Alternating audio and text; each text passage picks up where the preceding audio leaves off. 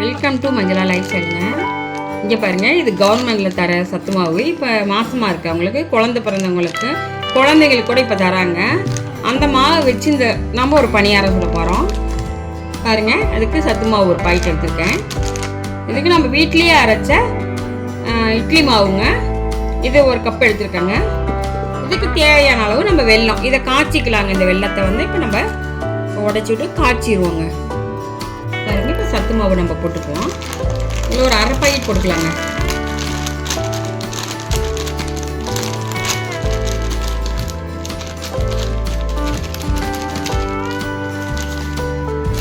நான் ஒரு அரை பாக்கெட் போட்டிருக்கேன். பாருங்க, சத்து மாவு.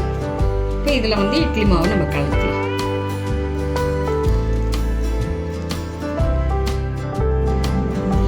கெட்டியாக இருக்குங்க. கொஞ்சம் தண்ணி சேர்த்திக்கலாங்க.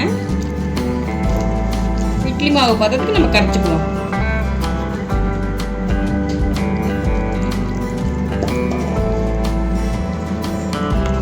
கை வச்சே கரைச்சிக்குவோம், நம்ம கட்டி இல்லாமல்.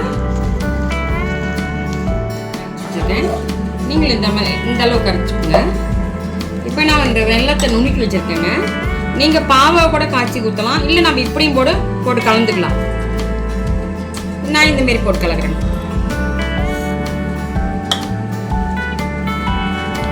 நல்லா வெல்லம் கரையிட்டுங்க.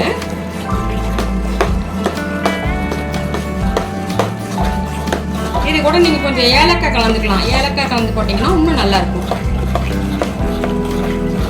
நல்ல வாசமாக இருக்கும். பாருங்க, இப்போ பாருங்க, நல்லா கரைச்சாச்சு.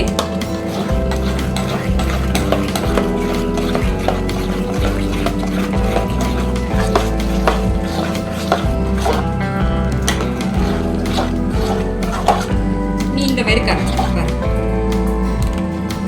இப்போ இது நம்ம பனியாரக்கல் வச்சுட்டோம். இப்போ நம்ம எண்ணெய் ஊற்றிக்கலாங்க.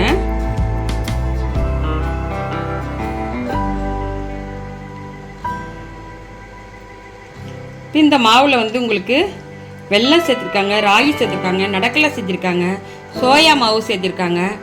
இப்போல்லாம் இதெல்லாம் சேர்த்துக்கனால நல்லா சத்துங்க. இது குழந்தைங்களுக்கு நீங்கள் புட்டு மாவாக கொடுக்கலாம். நீங்கள் இப்போ இந்தமாரி பனியாரம் ஊற்றி கொடுக்கலாம். கொலக்கட்டையாக கூட நீங்கள் மாவை வேக வச்சு பிடிச்சி வேக வச்சு அப்படி கூட நீங்கள் கொடுக்கலாம்.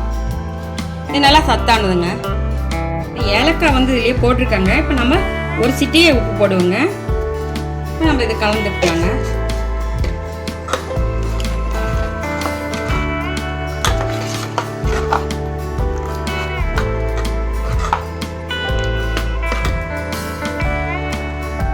ஊற்றிக்கலாம்.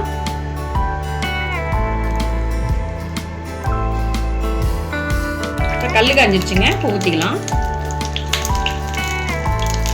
இதெல்லாம் ஊற்றிக்கலாங்க.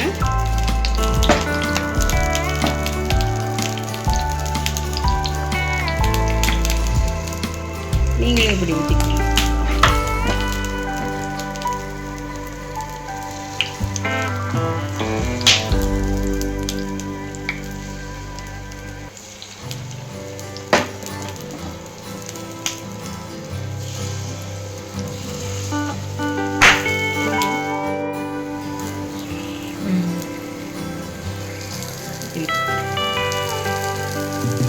பாருங்க, இந்த மாரி இப்படி கிளி போட்டுக்கலாங்க. கிளி போட்டு மறுபடியும் ஒரு 5 நிமிஷம் வேக வைக்கலாம். வேக வச்சு எடுத்துக்கலாம். இன்னும் கொஞ்சம் கலர் வந்ததுக்கப்புறம் இந்தமாரி நீங்களும் உங்கள் வீட்டில் குழந்தைங்களுக்கு செஞ்சு கொடுங்க. இது சத்தானது தான். நல்லா வந்துருச்சு. ஒரு 5 நிமிஷம் ஆகட்டுங்க, எடுத்துக்கலாம். வந்துருச்சு. இப்போ நம்ம எடுத்துக்கலாங்க. பாருங்கள், நல்லா வெந்துருச்சு பாருங்க.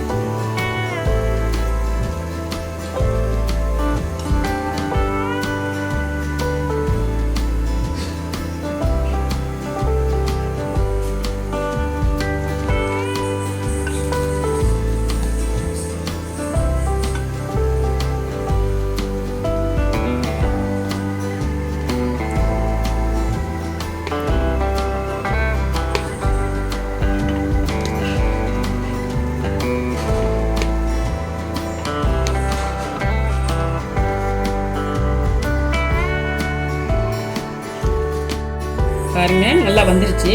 நீங்கள் கொடுக்குற சத்து மாவை வேஸ்ட்டு பண்ணாமல் இந்தமாரி பணியாரமோ தோசையோ அடையோ இந்தமாரி நீங்கள் செஞ்சு கொடுக்கலாம். நீங்கள் செஞ்சு கொடுத்துட்டு கமெண்டில் எப்படி சொல்லுங்கள். வாங்க சாப்பிட்லாம்.